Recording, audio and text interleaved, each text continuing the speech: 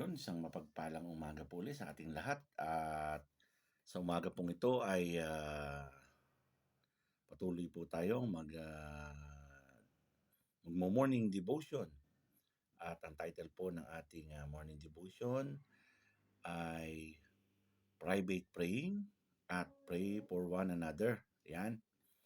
Ngayon po matatagpuan po 'to sa James 5:16, okay. Ito po ang sinasabi, ah, ayun po, "Magpahayagan nga kayo sa isa't isa ng inyong mga kasalanan at ipanalangin ng isa't isa ang iba upang kayo'y magsigaling. Malaki ang nagagawa ng maningas na panalangin ng taong matuwid." Yun.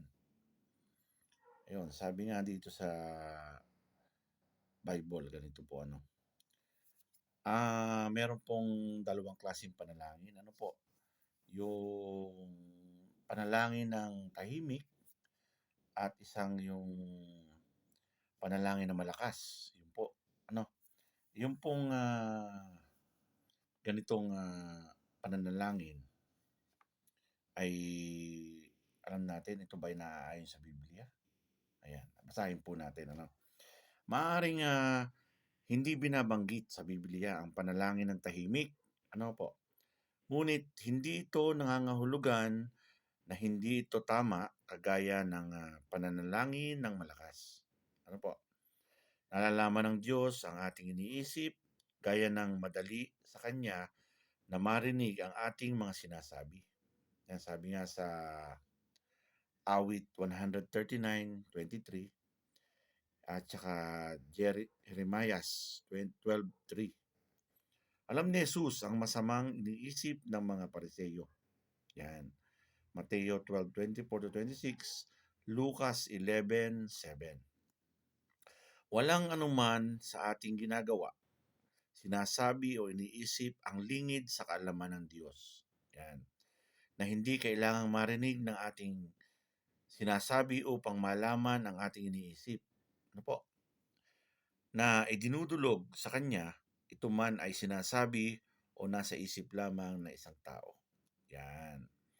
Yun ang panalangin na parang nasa isip mo lang, parang nagsalita ka ng, hindi ka nagsasalita pero sabi mo, Lord, kayo na po bahala sa akin. Yan ang kalimitang ano natin eh. Hindi natin binibigkas ng bibig, ngunit binibigkas ng isip. Ano po? Yan. Binabanggit sa Biblia ang panalangin sa pribadong lugar. Yan. Yung sinasabing, pumasok ka sa isang silid at manalangin. Sabi nga ni Pastor sa sermon niya kahapon. Ano po? Ayan. Sa Mateo 6:6. Ano ang pagkakaiba sa pagitan ng pananalangin ng malakas at pananalangin sa isip? Yan. May mga pagkakataon na ang panalangin lamang sa isip ang nararapat. Halimbawa, ang panalangin ay para sa isang bagay na ang dapat makaalam ay ang Diyos lamang. At ang nananalangin o pananalangin para sa isang tao na hindi na dapat marinig, ang panalangin ay para sa kanya at iba pa. Yon. Walang masama sa pananalangin ng tahimik. Basta't hindi natin iyon ginagawa dahil nahihiya tayong makita ng ibang tao na tayo ay nananalangin. Ayun, tulad ng ating unang yung public praying, di ba? Kailangan ipahayag natin pagka sinabing, Brad, ikaw manalangin. Sister, ikaw manalangin. Kailangan ay bilang Kristiyano, kailangan mo talagang ipahayag na mananalangin ka hindi dahil sa tao, hindi dahil sa iba, kundi dahil sa Diyos. Yan. Maaring ang pinakamagandang talata upang patunayan na naaayon sa Biblia ang pananalangin ng tahimik ay ang 1 Thessalonians 5:17, kung saan sinasabi na manalangin ng walang humpay. Yan. Ang pananalangin ng walang humpay ay hindi nangangahulugan na pananalangin ng malakas sa lahat ng pagkakataon. Yan.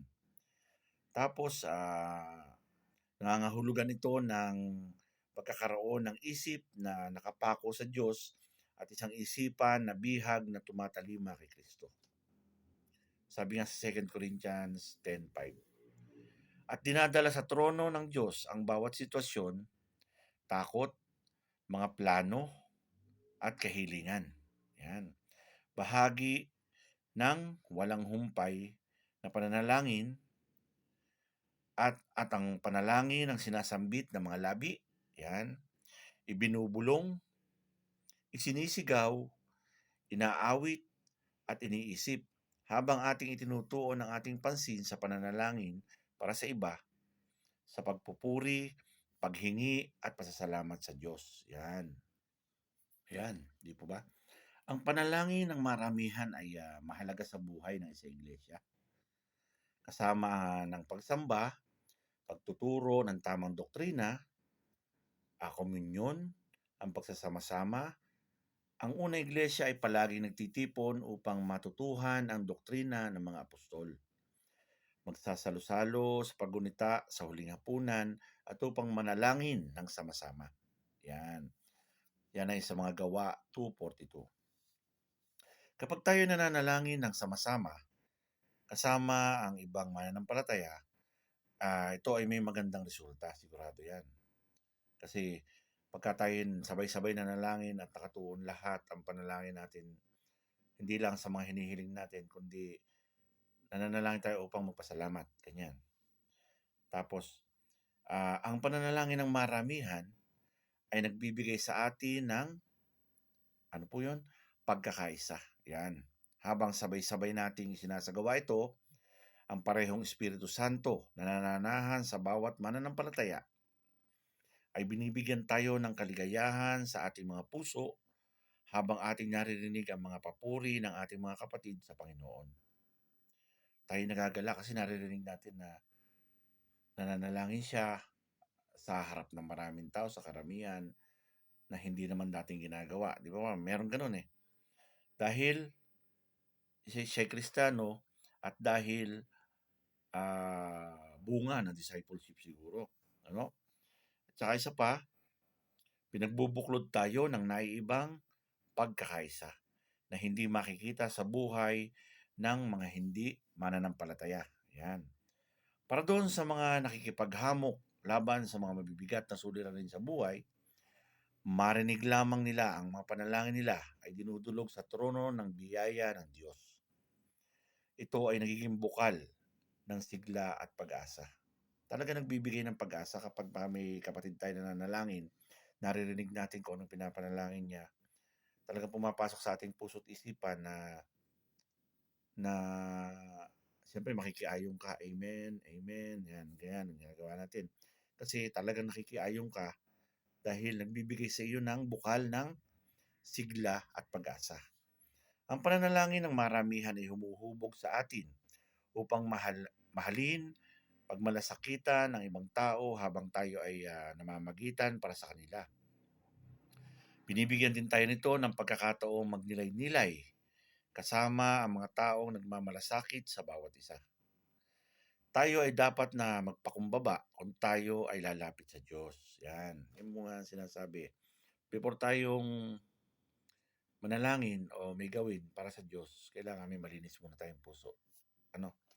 Tapos, sabi nga sa Santiago 4:10, sa katotohanan, mga awit 1:45-18, sa pagiging masunurin. 1 John 3:21-22 ng may pagpapasalamat, sa mga taga-Pilipos 4:6 at pagtitiwala.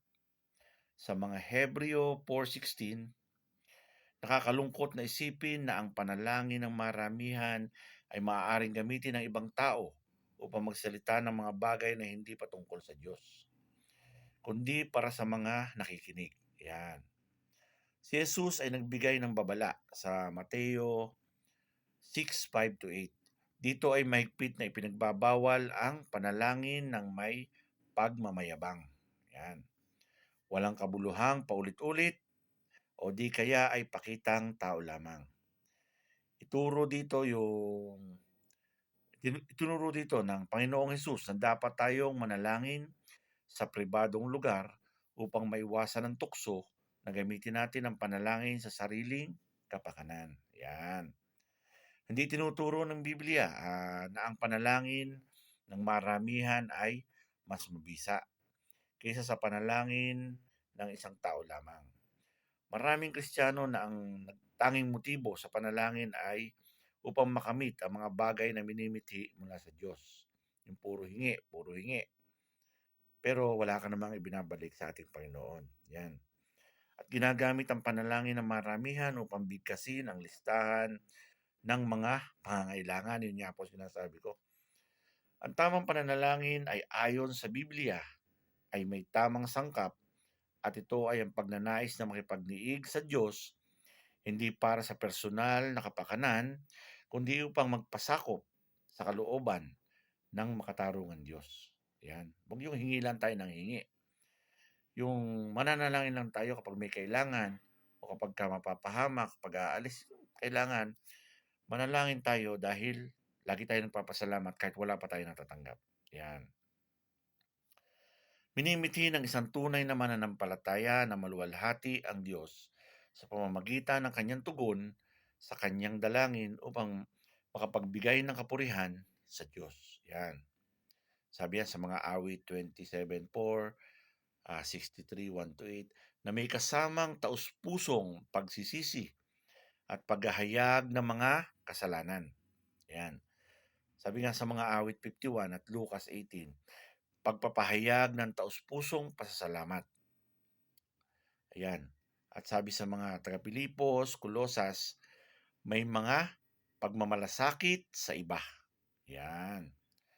Gayunpaman, ang pananalangin ay iniutos ng Diyos na ating gawin upang ang kanyang mga plano ay mangyari. Hindi upang sumunod ang Diyos sa ating mga kagustuhan. Yan. At habang ating pinauubaya at isinusuko ang ating mga sariling kalooban sa Kanya na nakakaalam ng ating kalagayan, alam nating tayo'y Kanyang dinirinig at alam niya ang ating mga pangailangan bago pa man natin ito hingin. Yan, sabi nga sa Matthew 6:8. Ang ating mga panalangin ay tiyak na naririnig ng Diyos, tahimik man o malakas. Ang opinyon na ang panalangin ng maramihan ay mas mabisa upang tumugon ang Diyos ay magmula sa maling pangunawa sa Mateo 18:19-20, kung saan sinasabi ko sa inyo, anumang ipinagbabawal ninyo sa lupa ay ipagbabawal sa langit. At anumang ipinahihintulot ninyo sa lupa ay pahihintulot sa langit.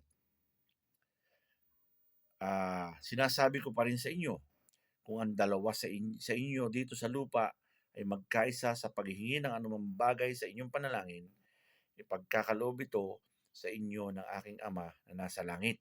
Yan. Sapagkat saan man may dalawa o tatlong nagkakatipon dahil sa akin, naroon akong kasama nila. Yan. Ang context na ito, ng talatang ito ay pagdidisiplina sa iglesia. Yan. Hindi sa paghihingi ng anumang kahilingan ng Diyos sa Diyos. Ang pangako dito ng Diyos ay ang kanyang ipagkakaloob ay ang karunungang upang iwasto ang isang kasalanan kaugnay sa ginawang pagdidisiplina sa iglesia para sa nagkasala. Ang pagkakatipo ng dalawa o tatlo para manalangin ay hindi isang formula sa mabisang panalangin. Ang katuroang ito ay hindi sinusuportahan ng Biblia. Yan, malinaw po. Si Jesus ay totoong nasa gitna kung may dalawa o tatlo na nananalangin. Subalit siya ay naroon din kahit sa isang tao na nananalangin ng mag-isa. Ang panalangin ng karamihan ay mahalaga dahil dito ay nagpapakita ng pagkakaisa ng iglesia. Kaya nga po sa ginawa natin discipleship program natin, maraming salamat po sa mga nagsi-attend at naway maka-attend pa rin yung iba. At sabi nga dito, at ito isang mahalagang gawain para sa mga taong nananampalataya kay Jesus. Yan, ganun din sa discipleship, ano po. At nag-uudyok para sa isa't isa na magmahalan, magmalasakatan, sabi nga sa Hebreo 10:24, ngunit this is not guaranteed. Hindi ito garantiya para sa mas mabisang panalangin. Yun po. Nawa po ay may natutunan tayo sa ating lesson for today, sa ating devotion. Nawa ay manalangin pa rin tayo sa Panginoon, pero wag laging puro hingi dahil kailangan talaga natin pagtrabahuhan ang ating mga pangangailangan dito sa lupa. Yan. Kaya po, nawa po ay may natutunan tayo at huwag po natin kalimutan, malakas man o mahina ang ating panalangin, alam natin na dinidinig ng Diyos at alam na ng Diyos bago ka palang manalangin ang iyong pangangailangan. Ano? Kaya po, God bless po sa lahat. At hanggang sa isang linggo po ulit, nawa ay patuloy po tayong makipagkaisa sa ating mga discipleship group. Magkaroon tayo ng pagbisita sa mga kapatid natin na alam natin na hindi na nakakapunta o nanghihina o may suliranin, naway matulungan natin. Andiyan naman po ang ating lahat ng ministry. Unang-una sa lahat, ang ating charity, ang ating evangelism, ang ating admin, general services, and catering. Yun nga po, nawa po lahat po ng ating ministry ay lalong-lalo na ang ating prayer ministry. Tayo po'y makipagkaisa at tayo po'y makiisa. Thank you po and God bless and good morning.